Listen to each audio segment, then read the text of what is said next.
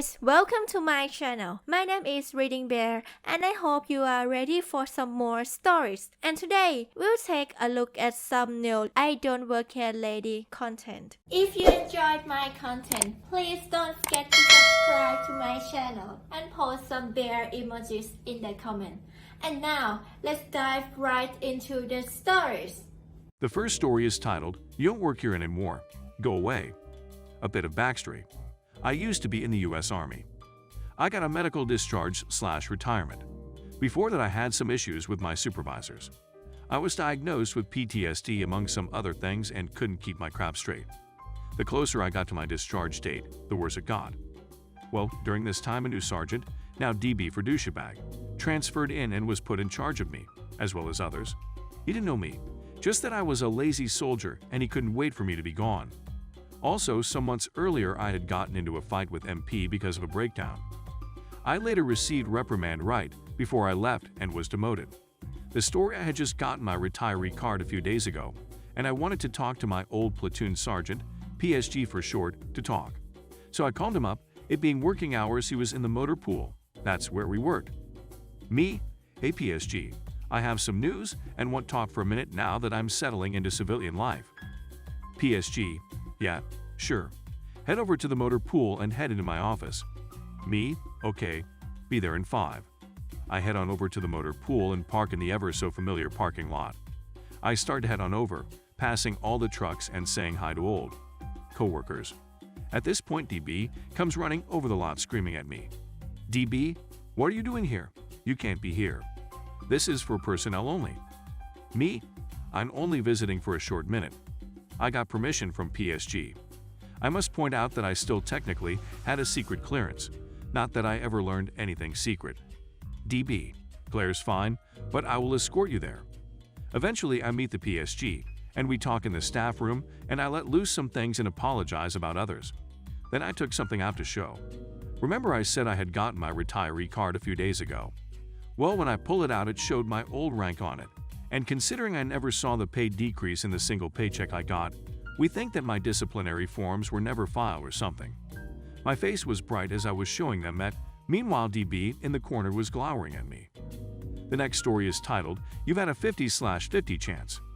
So this took place when I worked for a well-known, in the States, retail pharmacy. We had a distinct uniform and were required to wear our name tag at work with our name of company, and job title. I got off work one day, through an unzipped hoodie. It had a Grim Reaper on the back, IRK, over my monochromatic uniform, with my name tag peeking out, and went to a major retailer where one of my friends worked on the sales floor. He was wearing a vest clearly showing he worked for the store we were in. Also, he was working. I was sitting on the ground talking about pharmacy BS, damn new people putting stock bottles back in the wrong spot WTF. A customer walks up to us, looks between us a couple times, somehow decides I'm the store employee here, and starts asking me where things are in the store. My friend starts silently laughing behind her as I give her a deer-in-the-headlights look. This is a giant store with all kinds of merchandise. I couldn't help her even if I wanted to, and politely inform her that I don't work there. My friend steps in and helps her, but I was still shocked that of the two of us, she thought I was the employee. The next story is titled, "I Don't Work for the Complex." Your car was taken off property. Now you're being taken off property. To set the stage, I work for a shop within a much larger shopping district. Think of your basic strip mall, but in a heavy traffic Florida area, so a ton of people, many of which don't live here, and heavy security force to keep an eye on them. We don't employ the security directly, but as one of the store tenants, they can answer to us if there is an emergency, theft, violence act. Our block of shops has a loading bay behind it, which I personally rarely use for anything other than clocking in and out. Occasionally, people try to park here, despite the fact that there is signage specifically telling them not to do so. Our lots are often packed, and they think they can get away with it. I never complain, but the strip's security will tow them in a heartbeat if they see it. The local tow company probably makes a killing from it, which is where the story starts. I'm exiting for the night, and a guy sees me walking out of one of the back doors.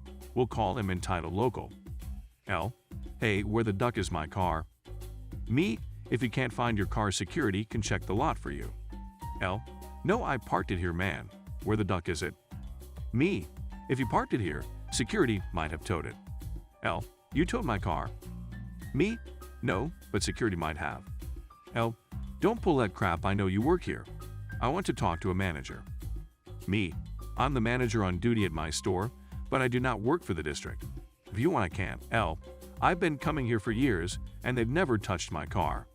This is unacceptable. I expect you to have it returned immediately. Me. I can't untow your car, man. At this point, he became more and more angry, swearing, insulting me, and escalating it to the point of threatening to kick my ass. As luck would have it, a guard was walking through our lot, so I waved him down.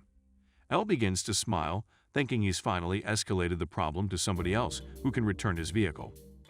Nope. Let's say security guard is SG. SG, how's it going? Me, hey, this is the guy who you towed earlier. He's threatening to kick my ass because of it. I want him trespassed off property.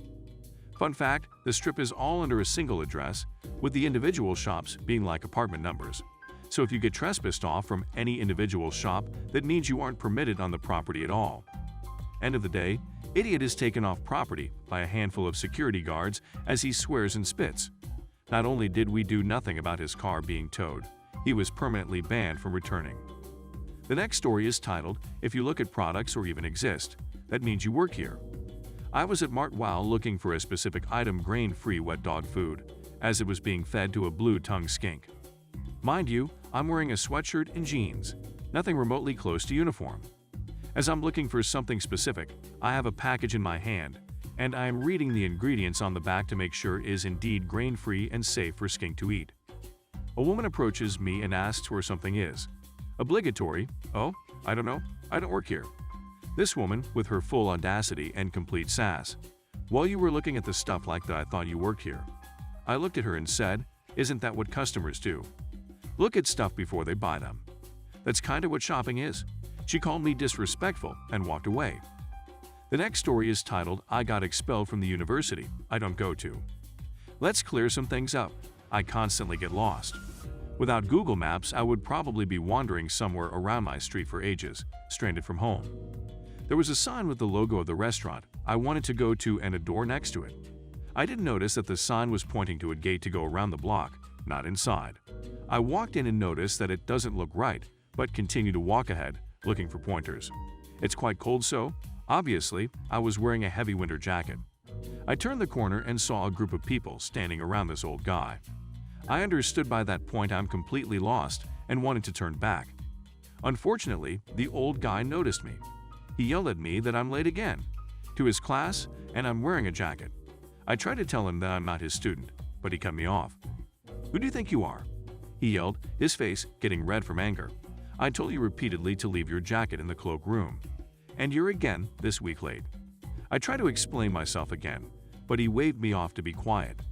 Just get the hell out and don't even think about going to any university in the city. I'll tell them what kind of person you are. You're wasting my time. You should think about going back to the preschool. Get out. I was scared by this point and evacuated. I feel kind of bad for the guy he thought I am. Poor dude. But on the other hand, maybe I should think of this encounter as a premonition. I wanted to enroll in some university next year, and I actually didn't finish preschool. Free future reading for me then. By the way, I found the restaurant, but my order was cold when I got there. The next story is titled, I Don't Work Here, Man. I popped into W-Mart to pick up some socks yesterday. En route to the sock department, I collected several other items, but hadn't bothered to get a basket. So I'm wandering the area, looking for plain, simple white socks to wear with my new loafers. I'm wearing a camo jacket, jeans, and my big wide over-the-ear JBL headphones, and I'm clutching a bunch of items in my arms. Oh, and I had on a backpack. My music is on so I can't hear the world, but eventually I sense someone following me. I turn around as this older dude is about to tap my shoulder. Can you take me to the wallets? I say, sorry, I can't even find socks. And I'm in the sock department. He frowns and says, you don't work here. I look down at my outfit and laugh. I look like I work here.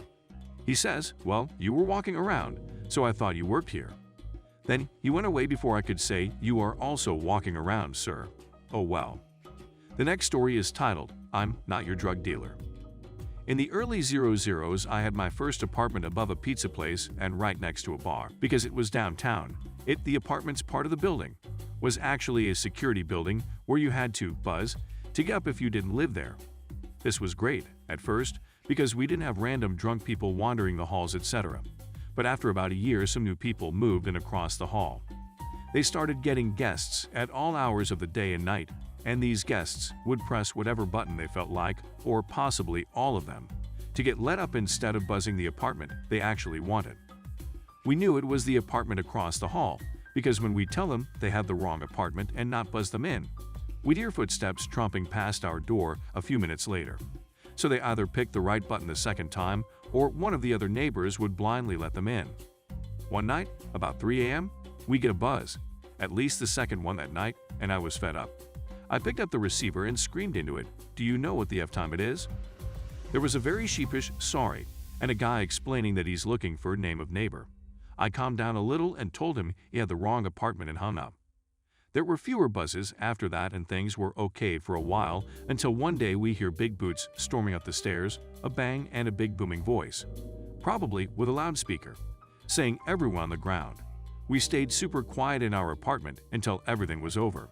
It turns out that apartment was a meth lab, and we overheard the police raid. A few days later, we saw the eviction notice for that apartment for the health and safety of the other tenants. The next story is titled "A Karen and a Loud Comeuppance." So I've always been a very self-confident type of person, but also easygoing and always doing my best to be decent to people. I was just brought up that way. I also expect it from others, and have absolutely zero patience for people who think it's okay to act out or be blatantly rude. One afternoon, I was at a Wally World, trying to do some shopping. I hadn't thought much about it, but I happened to be wearing the store's colors: a dark blue, button-up shirt, neat jeans, and nice work shoes. I am a trucker and was wearing a shirt for my company. I just like to dress nice and look respectable and dress like this all the time. At any rate, I then hear it. A Karen the wild. A forceful clearing of the throat. Excuse me. I turned to look. And I kid you not, I wouldn't have believed anyone could look like the stereotype, but there she stood. Business attire and shoulder length, straight platinum blonde hair. A huge "the world bows to my whims" attitude. She gazed at me sternly, her eyes steely, her demeanor as if she were about to berate a servant who had erred. I stared, silent for a moment, gathering back a swell of irritation at just seeing the attitude this lady had, then just simply blurted, "What?" She jerked back, incredulous, as though I had just slapped her. But she was also quick to recover, her look of steely-eyed, and now, very justified, outrage staring out at me from within her perfectly coiffed, straight platinum blonde locks. Employees should not speak to customer in such a fashion, she informed me. Yes, she used those exact words and did inform me, as though I had done something very wrong by addressing such an important customer in such an impertinent manner. My brows just went up, that was all. But I said in a very level tone, "I don't work here." Then I turned away from her, just intent on going back to my shopping. "You do not turn away from me," she said from behind me, then went so far as to grab the back of my suspenders. I very calmly turned back around, looked down at her a sec. I'm 6 foot, and she was like 5'1.5" or something. Then I leaned down very close to her face. This was long before COVID, and began in a very low voice. I said, then raising my voice to its loudest by the word, finished with, "I do not work here." By the time I was out with "here," I was so loud I could have been heard all the way through this superstore. I even think I blew her hair back a little. The look in her face was wonderful. "I'm sorry," she stammered. "I thought you were." I cut her off, thought I was employee yes. I was still dead in her face, my eyes now 10 times harder than hers ever could be. "Which you thought gave you the right to speak to me and treat me as though I was beneath you." I leaned in even closer. She stood, spellbound, a viper and mouse, she the mouse, me the viper. "Well, I got news for you, lady. Buying stuff from a store and spending a little money does not grant you license to abuse or belittle people." At which point, I straightened and then did turn on my heel and walked away from her, while she stood there gawping like a fish out of water, speechless. It was delightfully wonderful. The next story is titled "Sir, I Have No Control Over the Robot." I, F23, live in a major city where I'm attending grad school.